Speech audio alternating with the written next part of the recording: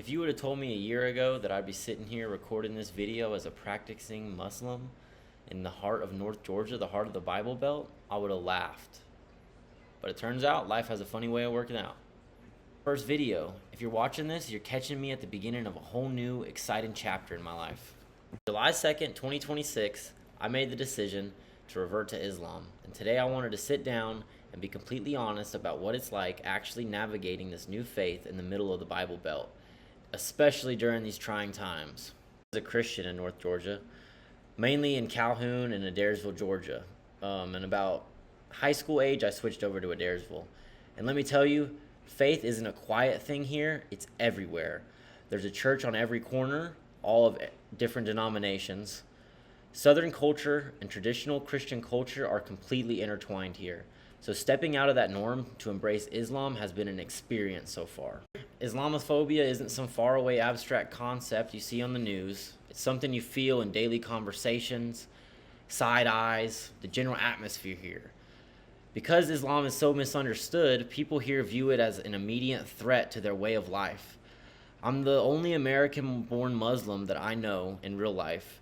Hopefully I get to meet some more. That's why I'm making this video, one of the reasons to kind of reach out.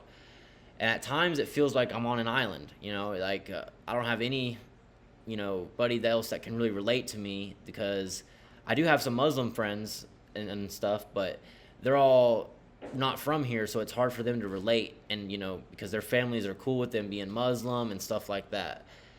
And so as just how much an environment around you, like your daily environment, shapes who you are. And the daily environment here is geared completely towards a different lifestyle than the lifestyle that I want to live, and the lifestyle that I want my children to live, to be happy and to be successful, and not to be, full of sin and just full of hatred and stuff in their heart. But to understand just why exactly the hostility and bias are so intense here in Calhoun, in places like Calhoun, Georgia, Adairsville, Georgia, Rome, Georgia, Dalton, Georgia, you first have to look a bit deeper at the specific theology that has swept through the southern United States over the last several decades. And of course, we're talking about the big elephant in the room, Christian Zionism, and how deeply it has woven into traditional southern culture. In every evangelical church here, every single one, I have not been to a single church here that has not practiced tithing. So that's how you know. That is the dead giveaway to me. If they're a tithing church, they're got. Anyway, people are taught a very specific end times theology. And I know this because I was one of them. I used to believe all of this stuff. That's why it's so irremarkable to me that I'm here making this video today. And, Allahu Akbar, God is so great that he opened my eyes. And people here are basically taught this very specific end times theology. And we're raised to believe that the modern political state of Israel is directly linked to biblical prophecy and the return of Jesus, peace be upon him. So without them, influencing all the churches here, people wouldn't have this negative influence and this abstract false idea of what Islam truly is. The belief in Israel as a state, is the foundational belief that allows for their worldview to be so spiritually and culturally blind. From the pulpit to local politics, unconditional support for Zionism is taught as a religious duty here. When I was a child, that is all we would learn. You have to serve Israel. It is important that we send our money to Israel. It's important that no matter what goes on in the world, we need to protect Israel. That is our number one duty. Unfortunately, someone like me, raised in this environment, decides to embrace Islam, it completely blows people's minds. To them, you haven't just turned atheist, gay, or changed religions. They feel like you've completely turned your back on them and your culture, your patriotism, your community. Navigating that level of deeply ingrained prejudice every day can be exhausting, but it also shows just how much education and real conversation we need around this part of our country. And I'm willing to lead the charge. The learning curve has been steep, and doing it without a local community next door makes things even extra interesting Beyond the cultural backlash, there's also the actual practical side. Trying to live as a Muslim in a place not set up for it. Let's take food, for example. Where I'm at, there's no such thing as halal. Nobody even knows what that means. Like, halal? Who's that? Halal? He works at the gas station? Yeah, he works at the gas station. Let alone halal products. Nothing like that here. So I've been standing in the aisles at Kroger and Walmart. I've been reading every ingredient like a detective. I've been checking for gelatin, pork derivatives, and looking up for hidden additives.